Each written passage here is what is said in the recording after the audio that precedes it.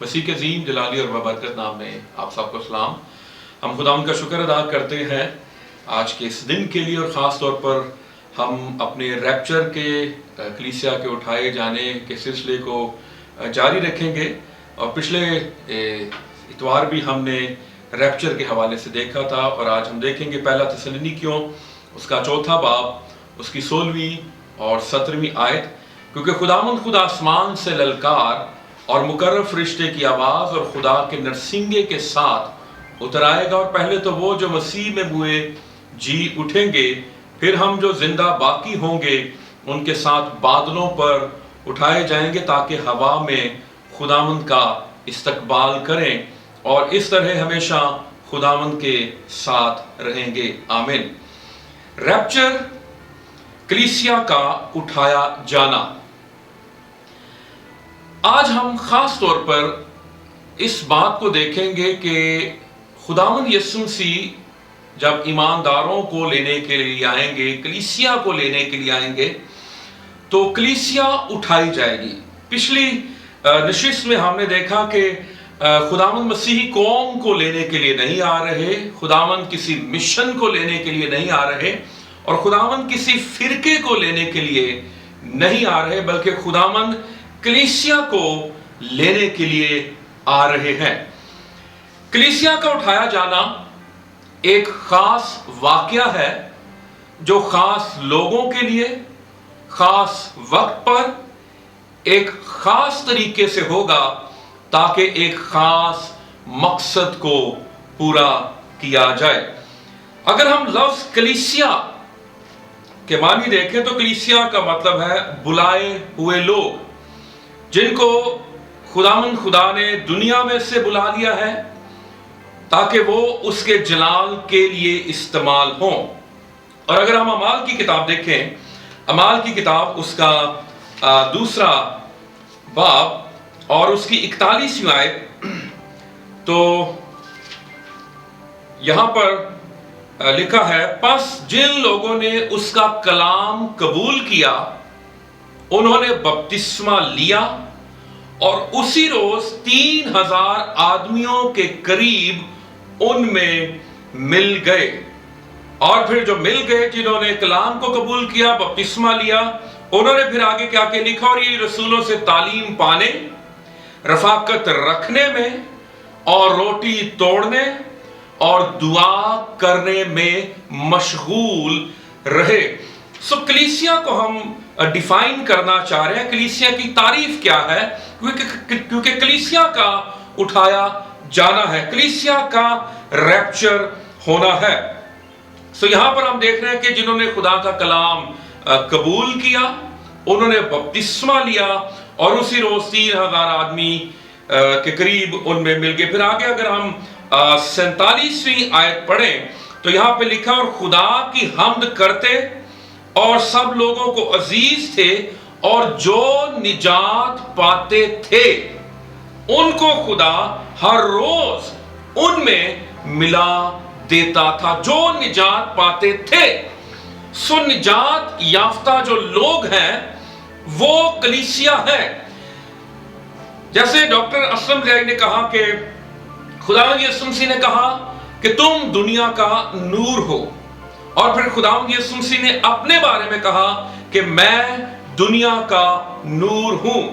سو doctor Aslam ضیائی کہتے ہیں کہ جب خداوند نے یہ کہا کہ تم دنیا کے نور ہو، تو اس کا مطلب ہے تم نجات یافتہ ہو، اور جب خداوند نے کہا کہ میں دنیا کا نور ہوں، تو اس کا مطلب ہے میں نجات دہندہ ہوں۔ ہیلیلویا۔ سو کلیسیا کیا ہے، اور کلیسیا اٹھائی جائے گی۔ عبرانیوں 12 باب کی اگر ہم 23ویں آیت پڑھیں تو یہاں پہ لکھا ہے، بلکہ تم سیون کے پہاڑ اور زندہ خدا کے شہر یعنی آسمانی یروشلیم کے پاس، اور لاکھوں فرشتوں اور ان پہلوٹوں کی عام جماعت یعنی کلیسیا، جن کے نام آسمان پر لکھے ہیں۔ ہاللیلویا۔ سو کلیسیا के नाम आसमान पर लिखे हुए हैं।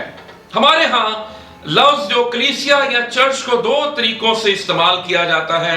एक तो ईमानदारों की जो जमात है उसको चर्च कहा जाता है, कलीसिया कहा जाता है, और दूसरा चर्च कलीसिया हमारे इन मानों में भी इस्तेमाल होता है, जैसे हम गिरजा घर में जाते हैं, हम इबादत खाने में जाते हैं, हम इबादत गाह में जाते हैं और हम कहते हैं कि आज हम चर्च गए थे।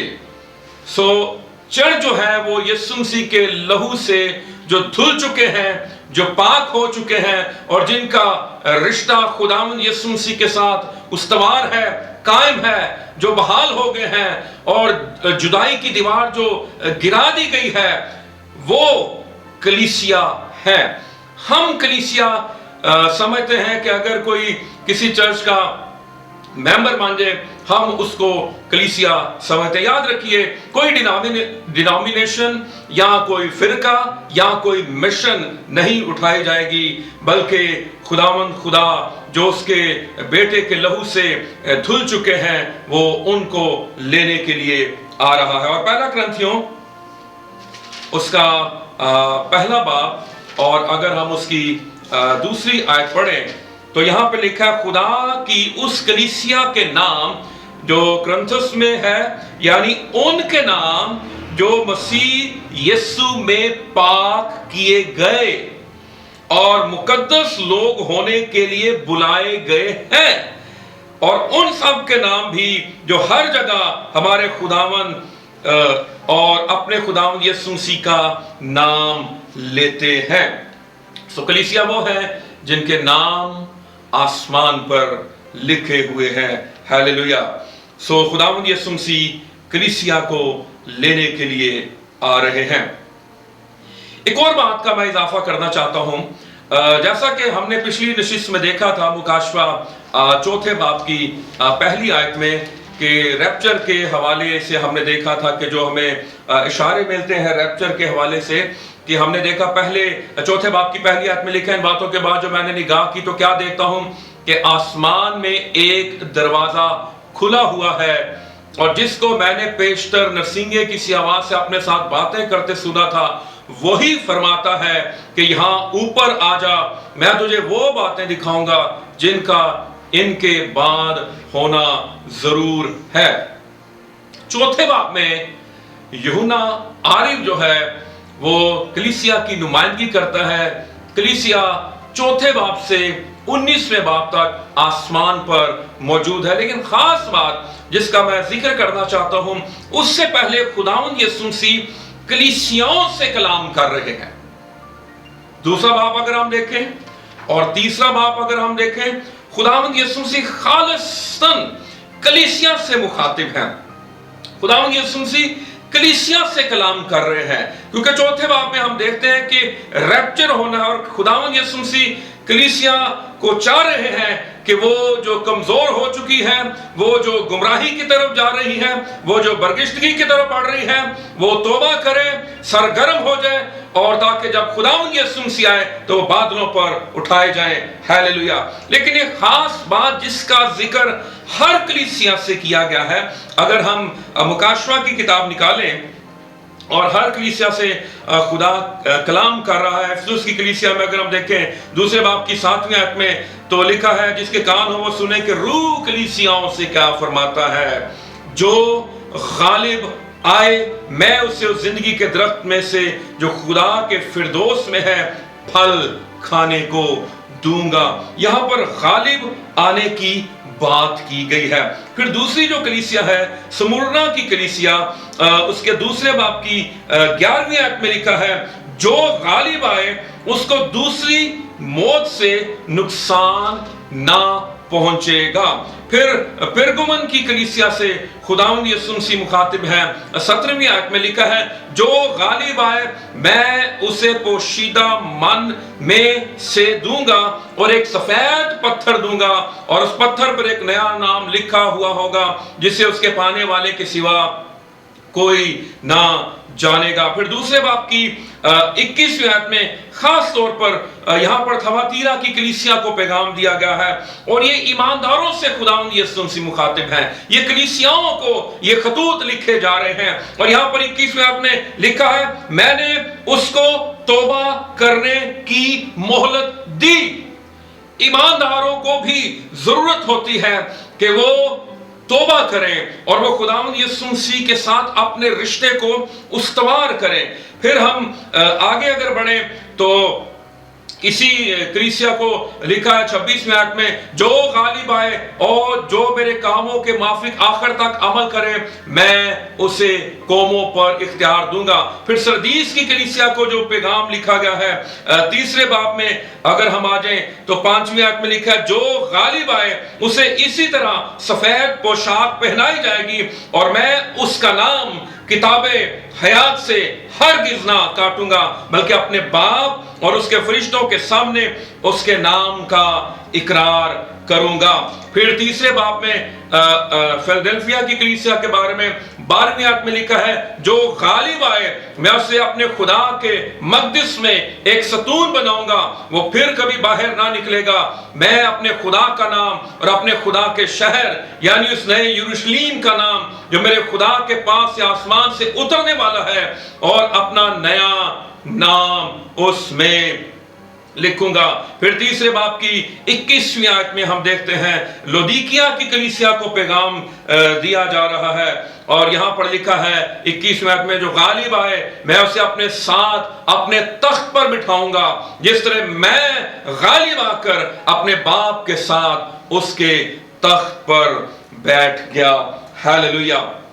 सो 7 कलीसियाओं को एक जो मैसेज है वो बारहा दिया जा रहा है, बार बार कहा जा रहा है, दोहराया जा रहा है। एक चीज मुश्तरक है इस सारे मैसेज में जो कलीसियाओं को दिया जा रहा है और वो है गालिब आने के लिए। इससे पहले कि रैप्चर हो, इससे पहले कि कलीसिया आसमानों पर जाए, हमें अपनी कमजोरियों पर गालिब आना है, क्योंकि गालिब आने वाले के लिए इन 7 कलीसियाओं में बरकतों का ऐलान किया गया है।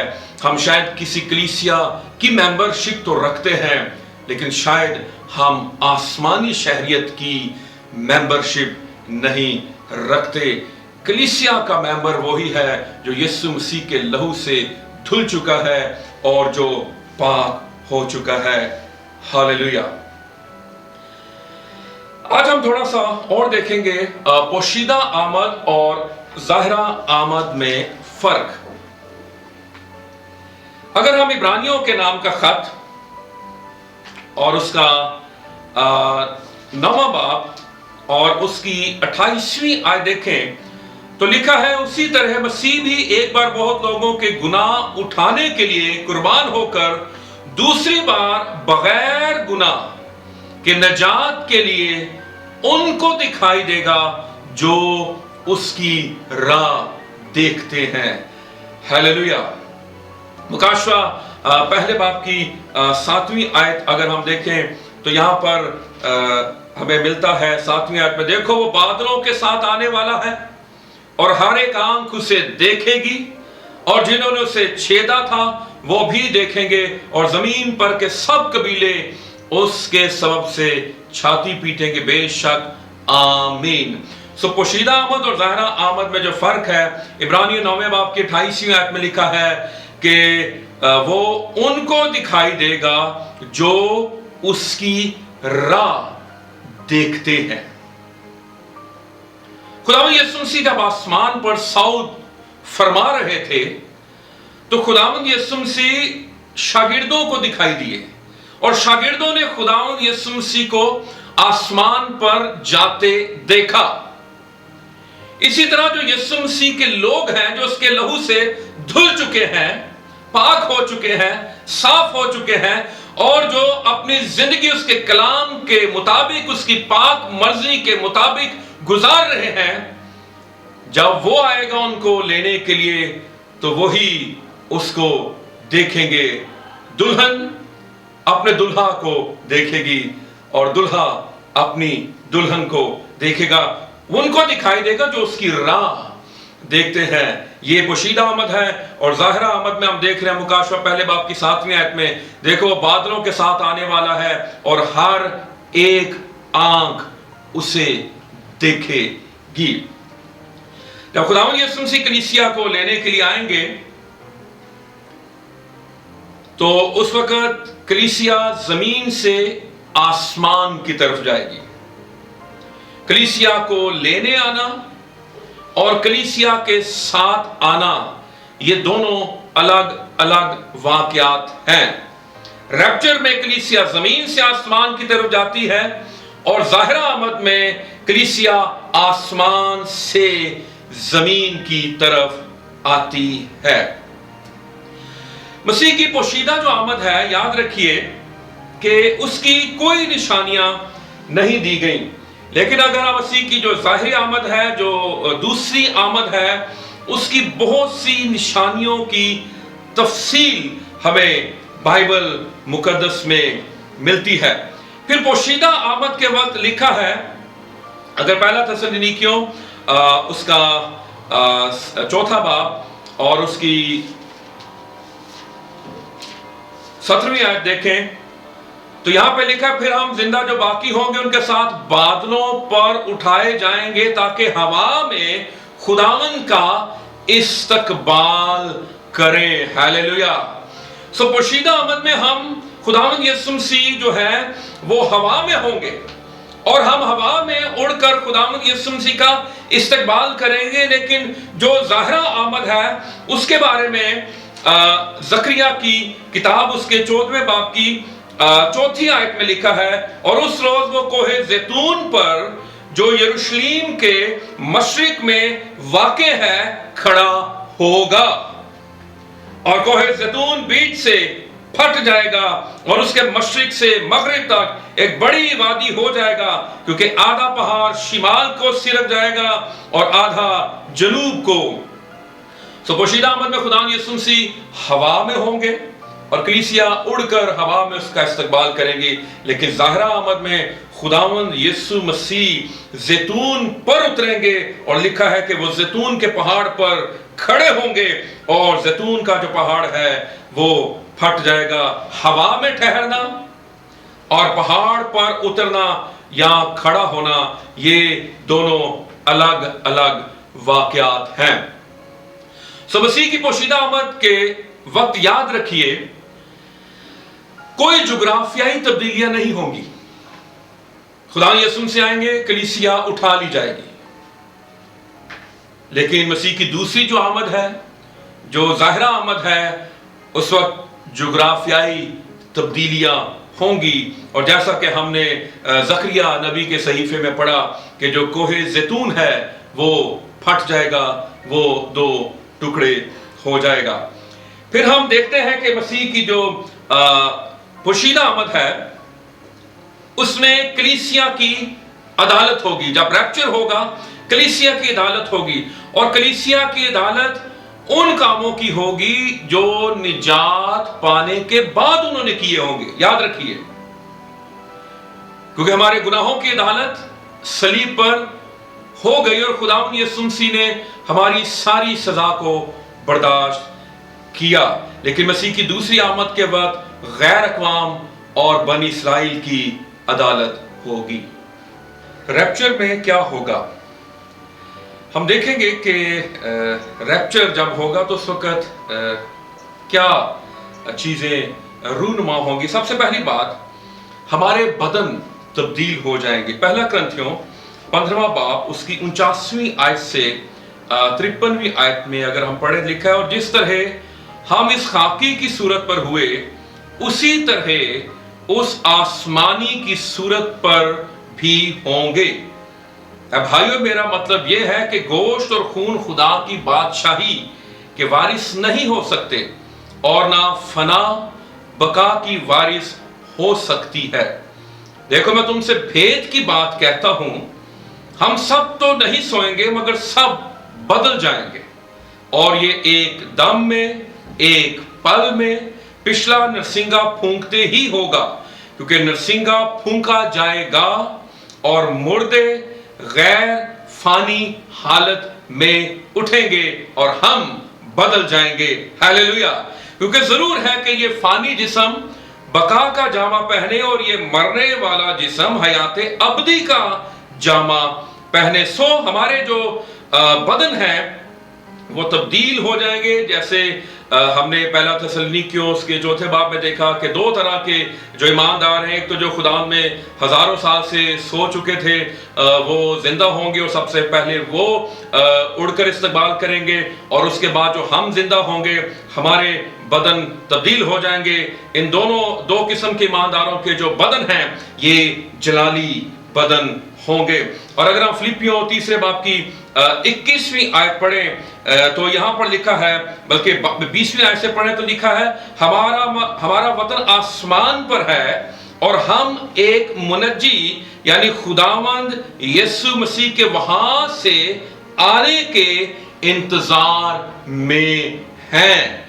वो अपनी उस कुव्वत की तासीर के मुआफिक जिससे सब चीजें अपने ताबे कर सकता है, हमारी पस्त हाली के बदन की शक्ल बदल कर, हालेलुया, अपने जलाल के बदन की सूरत पर बनाएगा। हालेलुया।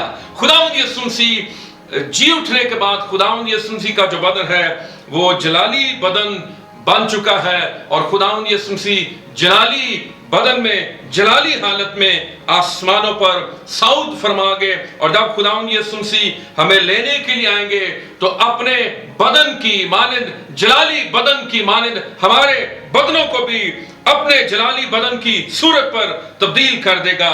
हालेलुया। पहला यूहन्ना तीसरे बाब की अगर हम दूसरी आयत पढ़ें तो यहां पर लिखा है, अजीजों, हम इस वक्त खुदा के फर्जंद हैं और अभी तक ये जाहिर नहीं हुआ कि हम क्या कुछ होंगे। इतना जानते हैं कि जब वो जाहिर होगा तो हम भी उसकी मानिंद होंगे, क्योंकि उसको वैसा ही देखेंगे जैसा वो है। हालेलुया।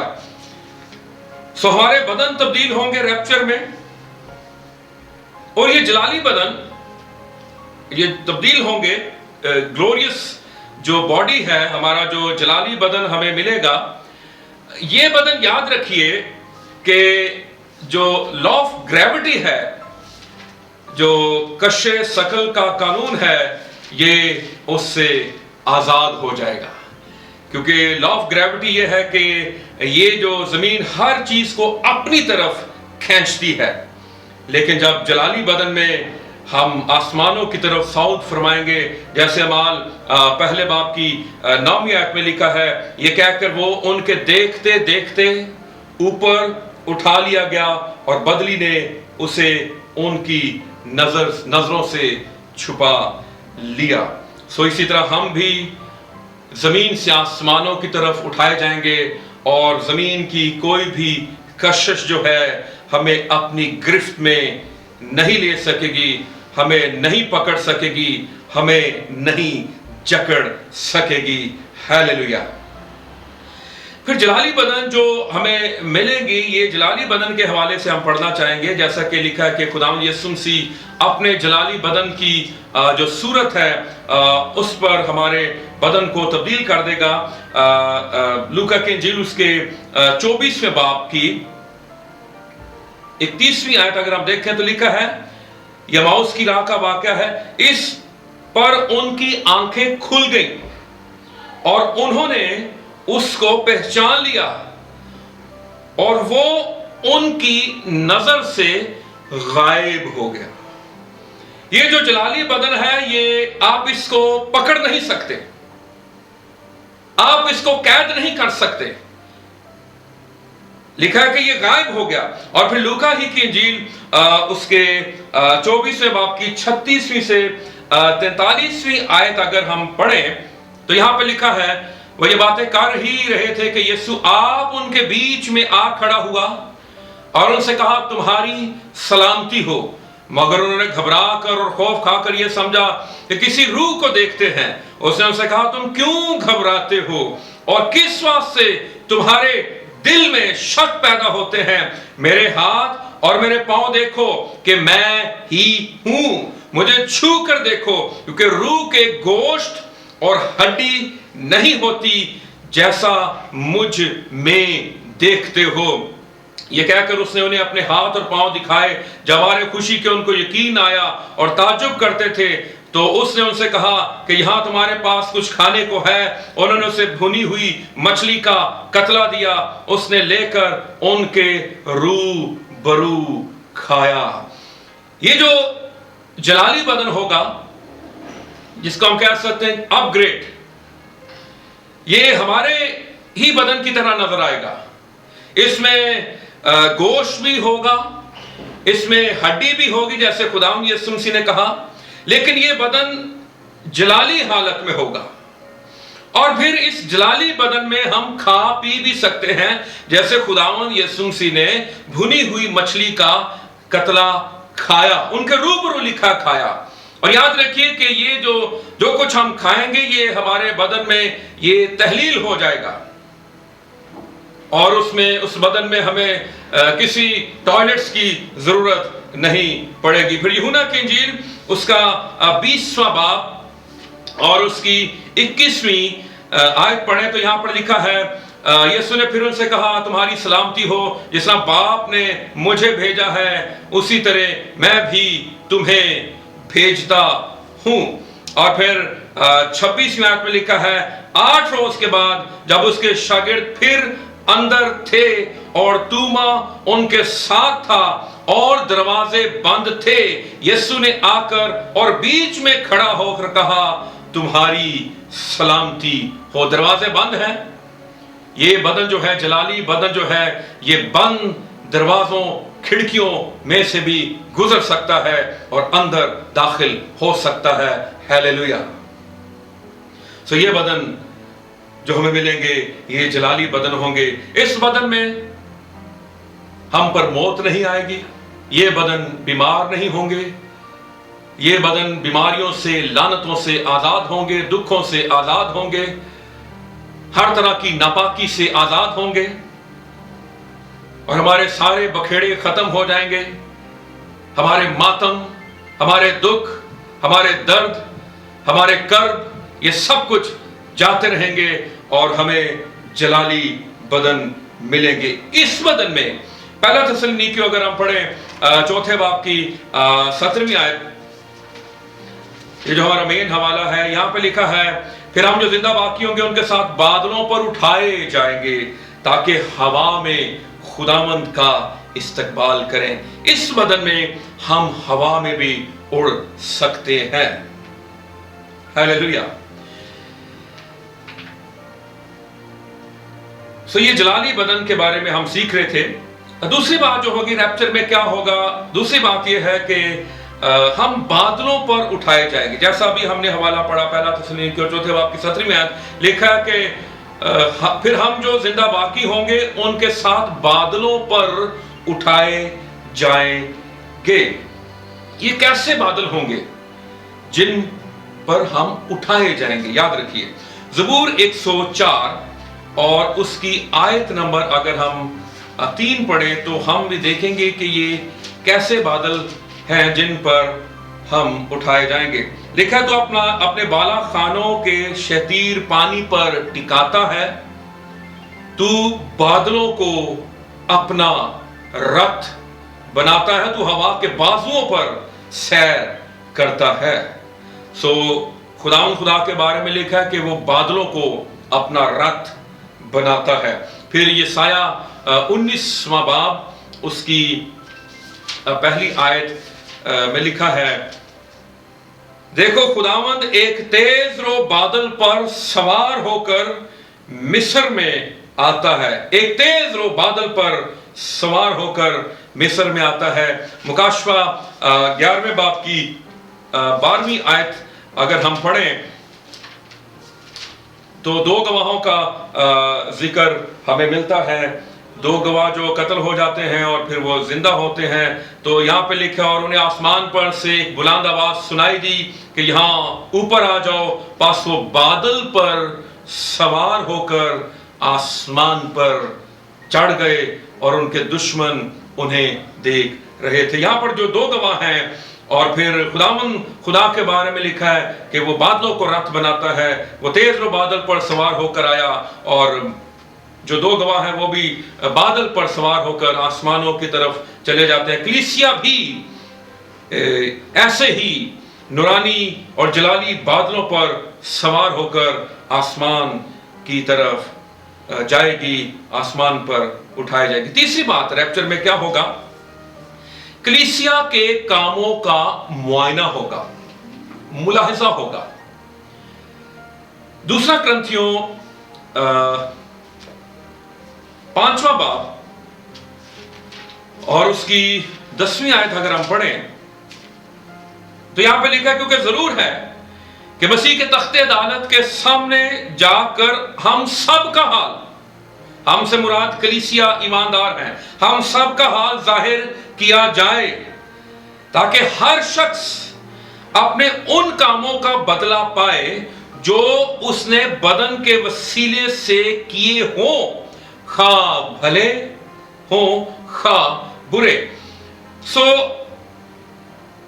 हमारे जो काम है निजात पाने के बाद, याद रखिए, मसीह को कबूल करने के बाद जो हमने जिस्म से काम किए होंगे उनकी अदालत होगी। और ये जो तख्ते अदालत है, जिसको बीमा सीट भी कहा गया है, ये हम जब रैप्चर होगा, कलीसिया आसमानों की तरफ गामजन होगी, तो उसी दरमियान में तख्त लगेगा और हमारे उन कामों का जो हमने निजात पाने के बाद किए, कि हमने जमीन पर कैसी जिंदगी बसर की, हमारे गुनाहों का हिसाब नहीं होगा जो निजात से पहले, बल्कि निजात पाने के बाद जो काम हमने किए उन का हिसाब किताब होगा। रोमियो 14वां बाब उसकी 10वीं और 12वीं आयत अगर हम देखें तो यहां पर लिखा है, मगर तू अपने भाई पर किस लिए इल्जाम लगाता है, या तू भी किस लिए अपने भाई को हकीर जानता है? हम तो सब खुदा के तख्ते अदालत के आगे खड़े होंगे। और 12वीं आयत में लिखा है, पास हम में से हर एक खुदा को अपना हिसाब देगा। हम अपना हिसाब किताब देने के लिए खुदा को तैयार हो जाएं। हम दूसरों का हिसाब किताब करना बखूबी जानते हैं। हम अपने अच्छे वकील हैं और दूसरों के जबरदस्त जज बन जाते हैं, लेकिन याद रखिए कि हमने अपने कामों का हिसाब देना है। पहला क्रंथियों 3 बाब उसकी 10वीं से 15वीं आयत अगर हम पढ़ें तो यहां पे लिखा है 10वीं आयत से, मैंने उस तौफीक के मुआफिक जो खुदा ने मुझे बख्शी दाना मेमार की तरह नींव रखी और दूसरा उस पर इमारत उठाता है, पास हर एक खबरदार रहे कि वो कैसी इमारत उठाता है, क्योंकि सिवा उस नींव के जो पड़ी हुई है और वो यीशु मसीह है, कोई शख्स दूसरी नहीं रख सकता।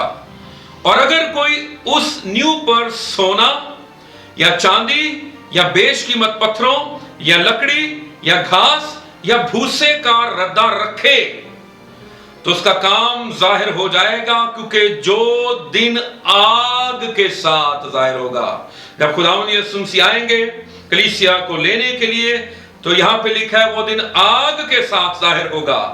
वो उस काम को बता देगा और वो आग खुद हर एक का काम आजमा लेगी कि कैसा है। जिसका काम उस पर बना हुआ बाकी रहेगा वो अजर पाएगा, और जिसका काम जल जाएगा वो नुकसान उठाएगा, लेकिन खुद बच जाएगा मगर जलते जलते। अजीजों, निजात पाने के बाद हमें याद रखिए कि नेक अमाल की वजह से निजात नहीं मिली, बल्कि निजात जब हमें मिलती है ताकि हम नेक अमाल करें। और हमारे जो काम है वो 6 तरह के यहां पर जो बुनियाद है या जो रद्दे हैं जिनका जिक्र किया गया है, सोना, चांदी और बेशकीमत पत्थर। और ये जो दिन है ये आग के साथ जाहिर होगा। पहले ग्रुप में सोना है, चांदी है और बेशकीमत पत्थर है, ये आग से नहीं जलते। और जो दूसरा ग्रुप है उसमें लकड़ी है, घास है और भूसा है। जब ये दिन आग के साथ जाहिर होगा तो जो काम जिनकी बुनियाद लकड़ी होगी वो जल जाएंगे, जिनके काम घास होंगे वो जल जाएंगे और जिनके काम भूसे की मानद होंगे वो जल जाएंगे। लेकिन जिनके काम सोने की मानद होंगे आग और उनको चमका देगी, चांदी को और वो रोशन कर देगी वो आग, और बेशकीमत पत्थर जो हैं वो और चमकने लगेंगे और सुलगने लगेंगे। निजात पाने के बाद, अगर सिर्फ निजात पाने के बाद मैं बैठ गया हूं, मैंने रूहें नहीं बचाई, मेरी रूह तो बच गई, क्या मैं दूसरी रूहों को भी बचा रहा हूं?